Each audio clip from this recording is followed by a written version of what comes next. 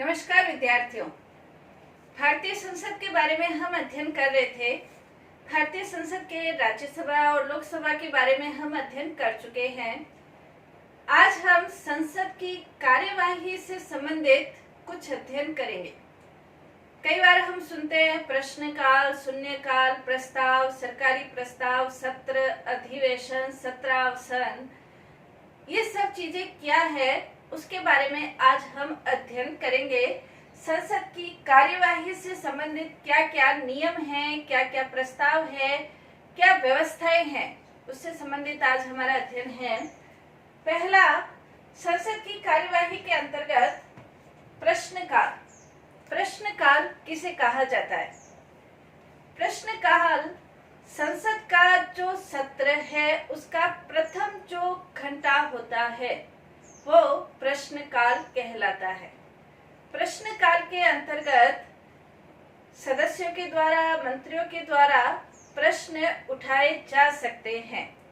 प्रश्न 4 प्रकार के होते हैं: तारांकित प्रश्न, अतारांकित प्रश्न, अल्प सूचना वाले प्रश्न और प्राइवेट सदस्यों द्वारा पूछे गए प्रश्न।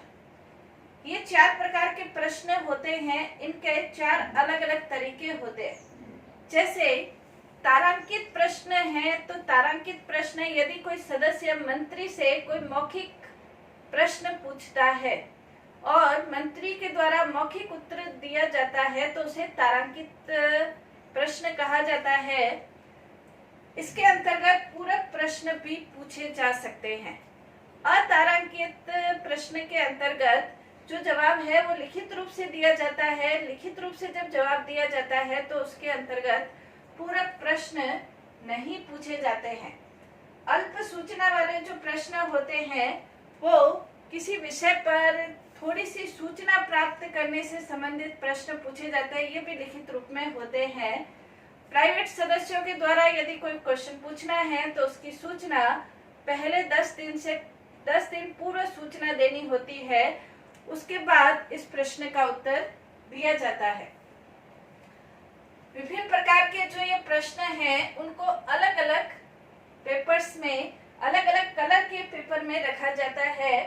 जैसे तारांकित प्रश्न है तो उसका लिए हरा रंग होता है, अतारांकित के लिए सफेद और अल्प सूचना वाले के लिए हल्का गुलाबी, और प्राइवेट सदस्यों के द्वारा जो प्रश्न पूछे जाते हैं वो पीले रंग के लिफाफों के अंतर्गत या पीले रंग के पेपर के अंतर्गत रखे जाते हैं, जिससे कि पता चले कि कौन कौन से प्रश्न है वो कौन कौन से जो प्रस्ताव है या कौन कौन सी जो समस्याएं हैं उनसे संबंधित है। तो ये हरा है, सफेद है, गुलाबी है और पीला है, इस आधार पर अलग अलग रखे जाते हैं। तो ये संसद की कार्यवाही के अंतर्गत प्रथम जो पहला घंटा होता है प्रश्नकाल से संबंधित होता है। कई बार हमें सुनने में आता है शून्यकाल। शून्यकाल का जो ये नवाचार है वो भारत का ही नवाचार है, या भारत की संसदीय कार्यवाही के अंतर्गत हम शून्यकाल की व्यवस्था देख सकते हैं। प्रश्नकाल के तुरंत बाद का जो समय होता है वो शून्यकाल कहलाता है। शून्यकाल के अंतर्गत औपचारिकता नहीं होती। सदस्य जो प्रश्न उठाना चाहे वो प्रश्न इस शून्यकाल के अंतर्गत उठा सकते हैं। यानी कि प्रश्नकाल और प्रश्नों से संबंधित जो कार्यवाही प्रारंभ होती है उसके बीच का जो समय है उसे शून्यकाल कहा जा सकता है। शून्यकाल के अंतर्गत जो सदस्य है वो कोई भी प्रश्न उठा सकते हैं। 1962 से ये व्यवस्थाएं भारतीय संसद की कार्यवाही के अंतर्गत ये निर्धारित की गई है। यानी कि प्रश्नकाल के बाद और कार्यक्रम तय होने के पहले का जो समय है वो शून्यकाल के अंतर्गत है, जिसमें कि सदस्य अनौपचारिक कोई भी क्वेश्चन पूछ सकते हैं। फिर है संसद के अंतर्गत विभिन्न प्रकार के प्रस्ताव लाए जाते हैं। मुख्य रूप से 3 प्रकार के प्रस्ताव होते हैं: महत्वपूर्ण प्रस्ताव, स्थानापन्न प्रस्ताव और पूरक प्रस्ताव। जैसे कि इनके नाम से स्पष्ट है, महत्वपूर्ण प्रस्ताव महत्वपूर्ण मुद्दों से संबंधित होते हैं और ये जो महत्वपूर्ण प्रस्ताव होते हैं इसके लिए एक विशेष प्रक्रिया होती है। स्थानापन्न प्रस्ताव होते हैं वो महत्वपूर्ण प्रस्ताव का जो स्थान लेंगे उसके स्थान पर ये प्रस्ताव होंगे, और ये स्थानापन्न प्रस्ताव यदि पारित हो जाता है तो मूल प्रस्ताव एक बार किनारे कर दिया जाता है, फिर उसके ऊपर कार्यवाही होती है। पूरक प्रस्ताव किसी प्रश्न किसी मुद्दे से संबंधित ये प्रस्ताव होते हैं। पूरक प्रस्ताव 3 प्रकार के होते हैं। सहायक प्रस्ताव, मूल प्रस्ताव की सहायक के रूप में स्थान लेने वाला प्रस्ताव, यानी कि जैसे किसी प्रस्ताव के ऊपर वाद विवाद चल रहा है और प्रस्ताव के ऊपर जो वाद विवाद चल रहा है उस वाद विवाद को रोकने का जो प्रस्ताव है, उसके बाद जो कार्यवाही करनी है, जिस विषय पर बोलना है, उसे स्थान लेने वाला प्रस्ताव कहा जाता है। किसी प्रस्ताव में संशोधन करना है, उसके किसी भाग में संशोधन करना है, उसके किसी रूप में संशोधन करना है, तो ये जो प्रस्ताव होगा ये संशोधन प्रस्ताव माना जाता है। तो ये विभिन्न प्रकार के प्रस्ताव प्रस्तावित किए जाते हैं संसद की कार्यवाही के अंतर्गत। नेक्स्ट इसके अंतर्गत है विशेषाधिकार प्रस्ताव। विशेषाधिकार प्रस्ताव क्या होता है?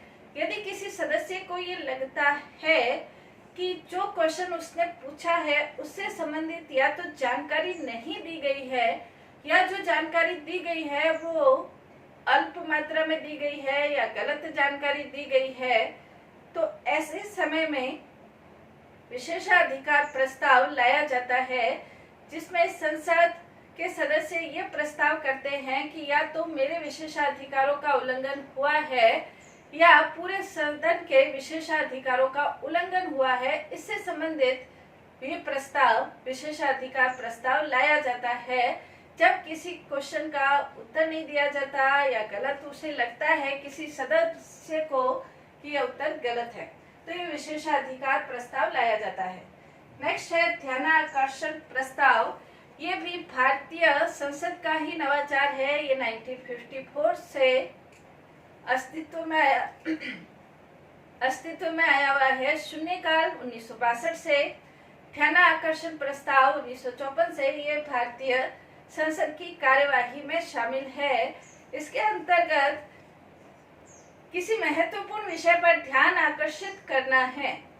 वर्तमान समय की कोई घटना है, कोई महत्वपूर्ण मुद्दा है, कोई विशेष व्यवस्था है, इसके ऊपर यदि ध्यान आकर्षित करना है तो ध्यान आकर्षण प्रस्ताव लाया जाता है। ध्यान आकर्षण प्रस्ताव ध्यान को आकर्षित करने से संबंधित जो प्रस्ताव है वो ध्यान आकर्षण प्रस्ताव कहलाता है। नेक्स्ट है स्थगन प्रस्ताव। स्थगन प्रस्ताव ये भी ध्यान आकर्षण प्रस्ताव की तरह ही एक प्रस्ताव है। इसमें 50 सदस्य साइन करके इस प्रस्ताव को लाते हैं, यानी कि 50 सदस्यों की सहमति होनी स्थगन प्रस्ताव के लिए आवश्यक है। जैसे संसद की कोई कार्यवाही चल रही है, संसद की कार्यवाही के चलते के बीच यदि कोई इस तरह की घटना घटित हो जाती है, कोई मुद्दा उत्पन्न हो जाता है कि वो संसद की कार्यवाही को स्थगित करके उस विषय के ऊपर कार्यवाही हो या उस विषय के ऊपर चर्चा हो, तो उसके लिए ये स्थगन प्रस्ताव लाया जाता है। महत्वपूर्ण मुद्दों से संबंधित होना चाहिए, वर्तमान मुद्दों से संबंधित होना चाहिए और एक ही मुद्दे पर ये स्थगन प्रस्ताव होता है। 50 सदस्यों की सहमति आवश्यक होती है और करीब 2.5 घंटे, कम से कम 2.5 घंटे इसके ऊपर कार्यवाही चलती है संसद के अंतर्गत। तो ये स्थगन प्रस्ताव है। अविश्वास प्रस्ताव अनुच्छेद 75 के अंतर्गत ये कहा गया है कि जो मंत्री परिषद है, प्रधानमंत्री मंत्री परिषद है, वो लोकसभा के प्रति उत्तरदायी है। अविश्वास प्रस्ताव लोकसभा के द्वारा लाया जाता है जब ये लगता है कि जो मंत्री परिषद है उसने अपना जो विश्वास है या अपना जो बहुमत है वो खो दिया है। तो लोकसभा के सदस्यों के द्वारा अविश्वास प्रस्ताव लाया जाता है। अविश्वास प्रस्ताव यदि पारित हो जाता है तो लोकसभा को इसको सरकार को, मंत्री परिषद को अपने पद से त्याग पत्र देना पड़ता है। एक होता है निंदा प्रस्ताव और एक होता है अविश्वास प्रस्ताव। निंदा प्रस्ताव के अंतर्गत भी सरकार की निंदा होती है। अविश्वास प्रस्ताव भी सरकार के प्रति अविश्वास को व्यक्त करता है, लेकिन इन दोनों में अंतर है। निंदा प्रस्ताव के लिए अगर निंदा प्रस्ताव प्रस्तावित किया जाता है संसद के द्वारा, तो निंदा प्रस्ताव के लिए कारण बताना अनिवार्य है कि किस कारण से निंदा हो रही है, लेकिन अविश्वास प्रस्ताव के लिए कारण बताना अनिवार्य नहीं है। यदि संसद को लगता है लोकसभा में मंत्री परिषद का बहुमत नहीं रहा, तो वो अविश्वास प्रस्ताव ला सकता है। निंदा प्रस्ताव के लिए कारण बताना आवश्यक होता है। निंदा प्रस्ताव एक मंत्री, मंत्री समूह, मंत्री परिषद के विरुद्ध लाया जा सकता है, लेकिन अविश्वास प्रस्ताव आवश्यक रूप में संपूर्ण मंत्री परिषद के विरुद्ध ही लाया जाता है। कुछ नीतियां, निंदा प्रस्ताव कुछ नीतियों, कुछ कार्यों के लिए होता है, जबकि अविश्वास प्रस्ताव सरकार के विश्वास के प्रति होता है। निंदा प्रस्ताव यदि पारित होता है तो सरकार के त्याग पत्र की आवश्यकता नहीं होती है, लेकिन अविश्वास प्रस्ताव पारित होते ही सरकार का त्याग पत्र आवश्यक हो जाता है, सरकार अपने पद से हट जाती है। तो ये निंदा प्रस्ताव और अविश्वास प्रस्ताव के बीच, दोनों के बीच अंतर है। नेक्स्ट है धन्यवाद प्रस्ताव। धन्यवाद प्रस्ताव राष्ट्रपति के द्वारा संसद में जो भाषण दिया जाता है उससे संबंधित होता है।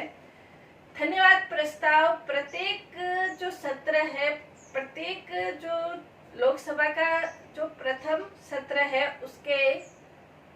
उसमें दिया जाता है, प्रथम सत्र के प्रथम दिन, और जो नया जो सत्र है, वित्तीय सत्र है, उसके प्रथम दिन दिया जाता है, जिसके अंतर्गत राष्ट्रपति के द्वारा सरकार की क्या नीतियां हैं, क्या योजनाएं हैं, सरकार किस दिशा में आगे बढ़ेगी, सरकार आगे क्या कार्य करेगी, उससे संबंधित होता है। उसके ऊपर ये धन्यवाद प्रस्ताव होता है।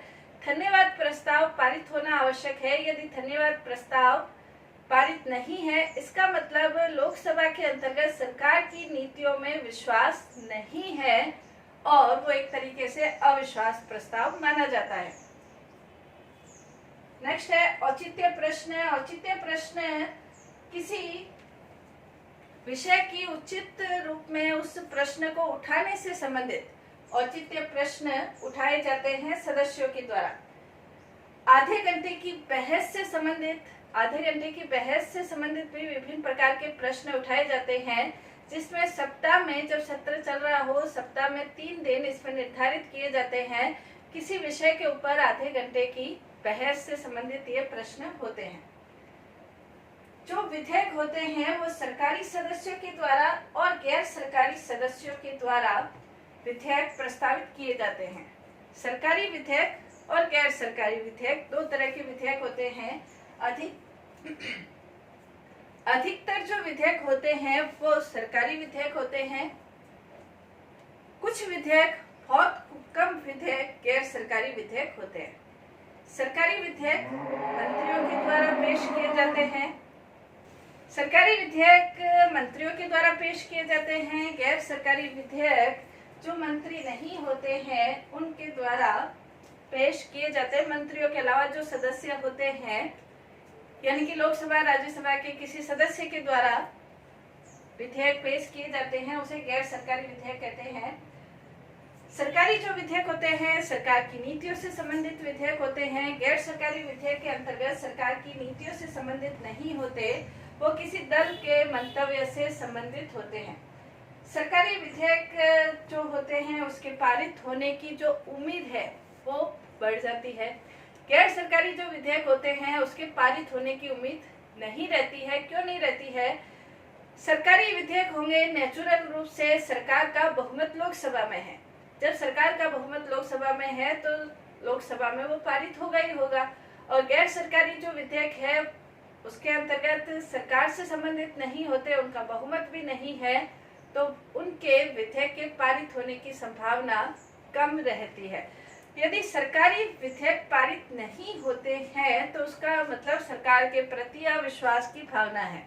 गैर सरकारी विधेयक पारित नहीं हो तो उससे सरकार के ऊपर किसी भी प्रकार का कोई प्रभाव नहीं पड़ता है।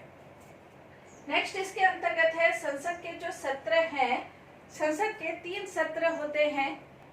संसद के 3 सत्र हैं, मानसून सत्र, बजट सत्र, शीतकालीन बजट सत्र, मानसून सत्र और शीतकालीन सत्र। ये 3 प्रकार के सत्र होते हैं और इसके आधार पर संसद की जो कार्यवाही है वो चलती है। तो आज हमने संसद की कार्यवाही से संबंधित विभिन्न प्रकार के मुद्दों को अध्ययन किया। धन्यवाद।